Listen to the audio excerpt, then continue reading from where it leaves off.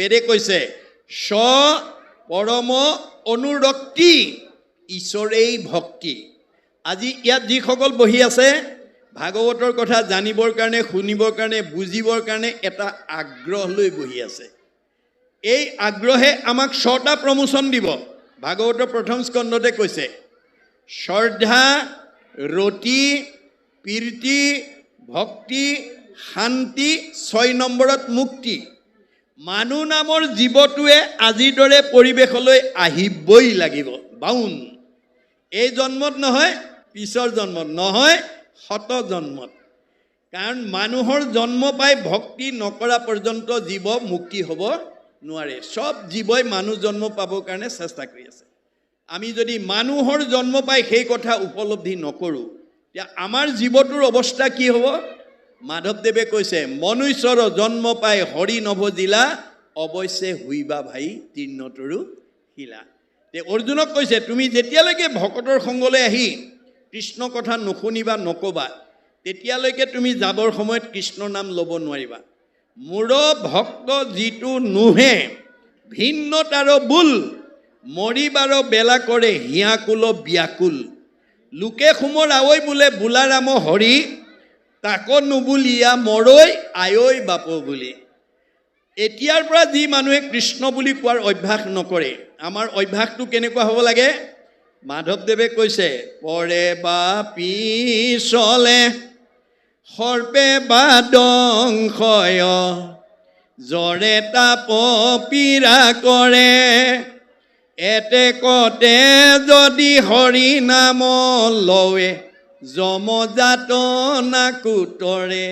আমাৰ ভগৱন্তৰ নামটো এনেকুৱা হ'ব লাগে, খিমখিমীয়া বৰষুণ হৈছে, গাঁৱলীয়া ৰাস্তাত গৈ আছে, হঠাৎ ভৰিটো পিছল খাইছে বা উজুতি খাইছে, কৃষ্ণ বুলি আহিব লাগে।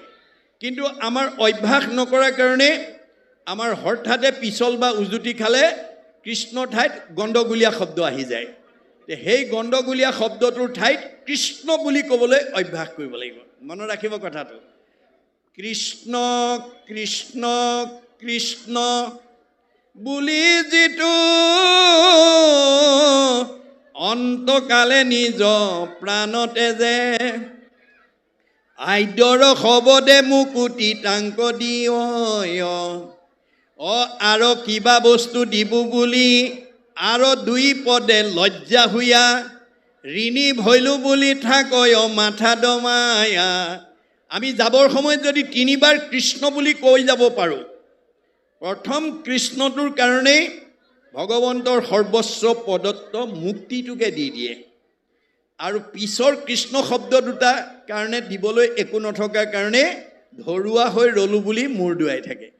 আপুনি যদি ভক্তিৰ দ্বাৰা কৃষ্ণক যদি ঋণগ্ৰস্ত কৰি ৰাখে, কোনোনো দুৰ্লভ আছে হৰিপ্ৰসন্ন, আমাৰো কোনো দুৰ্লভ থাকিব নোৱাৰে। এই আদৰ্শবিলাক কৈ আছে, এই নীতি পদ্ধতিবিলাকৰ কথা কৈ আছে। ভাগৱতে কেৱল পদ্ধতিৰ কথা কৈ আছে, জীৱনশৈলীৰ পদ্ধতি দেই, মনত ৰাখিব। আমাৰ ভাগৱতত প্ৰধানকৈ 8 প্ৰকাৰ সদাচাৰৰ কথা কৈ আছে। মনত ৰাখিব কথাটো। কায়ৰ সদাচাৰ, বাক্যৰ সদাচাৰ, মনৰ সদাচাৰ, গমন সদাচাৰ, শৌচ সদাচাৰ, অন্ন সদাচাৰ, স্নান সদাচাৰ, শয়ন সদাচাৰ। এই 8 প্ৰকাৰ সদাচাৰ যদি আপোনালোকে মানি চলিব পাৰে আৰু পৰিয়ালক যদি শিকাব পাৰে, আপোনালোকৰ ঘৰৰ কোনো পৰিয়াল 100 বছৰ আগত মৰিব নালাগে, শৰীৰত ৰোগ ব্যাধি হ'ব নোৱাৰে, মন সদায় আনন্দত থাকিব। মহাপুৰুষ শংকৰ মাধৱৰ দিনত কেইবাজনো আটা পুৰুষে শংকৰ মাধৱৰ ওচৰত আহি ভাগৱত ব্যাখ্যা শুনিছিল। গতিকে যিকেইজনে শুনিছিল তেওঁলোকৰ এটা চাৰিত্ৰিক বৈশিষ্ট্য আছিল। গুৰুতকৈ শিষ্য সিয়ান, খুচৰি খুচৰি লয় জ্ঞান। নজনা কথাবিলাক চব শিকি ল'লে। শিকাওঁতা মাধৱদেৱে 107 বছৰ জীয়াই থাকিলে, শিকাওঁতা শংকৰদেৱ 120 বছৰ জীয়াই থাকিলে। তেওঁলোকৰ পৰা শিক্ষা লোৱা বদলা আটা 130 বছৰ, ৰাম আটাই 140 বছৰ, মথুৰা দাস আটাই 151 বছৰলৈ আয়ুস বঢ়ালে। এয়া গুৰুচৰিত্ৰত উল্লেখ আছে। গতিকে ভগৱানে দিয়া বয়স 100 বছৰহে আছিলে। মনুষ্যৰ আয়ুসত বৰিষ সংখ্যাত মানুহ মাত্ৰেই আমাক চবকে 100 বছৰ দিছে, কাকো কমাই দিয়া নাই। তৎসত্ত্বেও আজি আমাৰ বহুত উঠি অহা প্ৰজন্ম 100 বছৰ ভোগ নকৰাকৈ আমাৰ মাজৰ পৰা গুচি গৈছে। কিয়? সদাচাৰ নাজানে, ভাগৱত শুনা নাই, পঢ়া নাই, বুজা নাই। ভাগৱতে নিয়ম বান্ধি দিছে। 1 নম্বৰ কায়ৰ সদাচাৰ। এই দেহটো আজিৰ দৰে সৎ কামত অকণমান প্ৰয়োগ কৰিব। অনুষ্ঠানটোৰ সৰ্বাংগ সুন্দৰৰ কাৰণে অকণমান এই শৰীৰে আপোনালোকে সহায় কৰি দিব। হাত দুখনে কৰিব পৰা শক্তি থাকোঁতে অকণমান প্ৰয়োগ কৰিব। কৃষ্ণ কীৰ্ত নকৰিয়া ভৈলোহো বৰ্বৰ, ইটো হস্ত বাহু মিছা মৃতক খবৰ। মোৰ হাত দুখনে অকণমান অনুষ্ঠানত কৰি দিব পৰা শক্তি থকা স্বত্তেও মই যদি প্ৰয়োগ নকৰোঁ, তেতিয়া মৰা মানুহৰ হাতহে ভৰপৰা হয়। পৰোপকাৰায় ইদম শৰীৰম, পৰৰ উপকাৰ হোৱা কামত আমি এই শৰীৰটো প্ৰয়োগ কৰিব লাগে। তেতিয়া কি হ'ব? পুণ্য হ'ব। পুণ্য হ'লে সুখ ভোগ উন্নতি হ'ব আৰু জীৱই সদ্গতি পাব। এইটো হ'ল কায়ৰ সদাচাৰ। বাক্যৰ সদাচাৰ। আজি আমাৰ কথা ক'ব নজনাৰ কাৰণে বহুত শাহুৱেকক বোৱাৰীয়েকে বেয়া পায়, বহুত বোৱাৰীক শাহুৱে বেয়া পায়, বহুত মানে ভাৰ্যাক স্বামীয়ে বেয়া পায়, বহুত স্বামীক ভাৰ্যাই বেয়া পায়, বহুত দেউৰেকক নবৌকে বেয়া পায়, বহুত নবৌকক দেউৰেকে বেয়া পায়, ইত্যাদি ইত্যাদি। কথা ক'ব নজনাৰ কাৰণে পাৰিবাৰিক জীৱনত এই অশান্তিবিলাক হৈ আছে। আমি যদি কথা ক'ব জানো, এইবিলাক অশান্তিৰ পৰা আমি পৰিয়ালটো মুক্ত হৈ থাকিব পাৰিম। আমি কেনেকৈ কথা ক'ব লাগে ভাগৱতে নিয়ম বান্ধি দিছে। সত্য, প্ৰিয়, হিত। সদায় সঁচা কথা ক'বলৈ যত্ন কৰিব লাগে। সঁচা কথা কোৱা মানুহে কালৈও ভয় কৰিব নালাগে, সাহসেৰে কথা ক'ব পাৰে, মূৰ তুলি কথা ক'ব পাৰে। মিছা কথা কোৱা মানুহে তললৈ মূৰ কৰি থাকে, ধৰা পৰাৰ ভয় কৰে। আপোনালোকৰ পৰিয়ালত সঁচা কথা কোৱাজনলৈ মিছা কথা কোৱাকেইজনে সমীহ কৰে। সমাজত সঁচা কথা কোৱা মতা মানুহ বা মাইকী মানুহগৰাকীলৈ মিছা কথা কোৱাবিলাকে সমীহ কৰে। মনত ৰাখিব কথাটো। সদায় সঁচা কথা ক'ব, কিন্তু কওঁতে কেনেকৈ ক'ব লাগিব? প্ৰিয়, শুনিবলৈ ভাল কোৱাকৈ ক'ব। আৰু হিত, আপোনাৰ কথাটোৱে আনক উপকাৰ কৰিব লাগিব। তেতিয়া কি হ'ব? আপোনাৰ পুণ্য হ'ব। আপোনাৰ কথাটোৱে বা বাক্যটোৱে যদি আনৰ উপকাৰ কৰে, আপোনাৰ পৰোপকাৰে পুণ্যম। আপুনি কথা কৈও পুণ্য অৰ্জন কৰিব। আৰু আপোনাৰ কথাটোত যদি আনে আঘাত পায়, তেতিয়া কি হ'ব? পাপায় পৰপীড়নম। আপুনি আনৰ অন্তৰত আঘাত দিলে আপোনাৰ পাপ হ'ব। পাপ হোৱাৰ লগে লগে আপোনাৰ জীৱনলৈ দুখ দুৰ্গতি নামি আহিব আৰু আয়ুস কাটি দিব। আনক দুখ দিয়া মানুহক কেতিয়াও ভগৱন্তই 100 বছৰ সুখ ভোগ কৰিবলৈ নিদিয়ে। আনক দুখ দি খন্তেকীয়া আনন্দ কৰিব পাৰিব, বোলে আজি আমুকাক একদম ঠিকছে দি দিছোঁ। ভগৱন্তই কৈছে, কাক দিছা? তাত দেখোন ময়ে আছোঁ। মোকে দুখ দিবা, মোকে আঘাত দিবা, আকৌ মই তোমাক ভাল নহ'ব। ভাগৱত শুনি এই স্বভাৱবিলাক এৰিবা। আমি ভাগৱত শুনিবলৈ কিয় আহিব লাগে? বেয়া এৰি ভাল ল'বৰ কাৰণে। বেয়া এৰি ভাল লোৱাটোৱেই বৈজ্ঞানিক দৃষ্টিভংগী।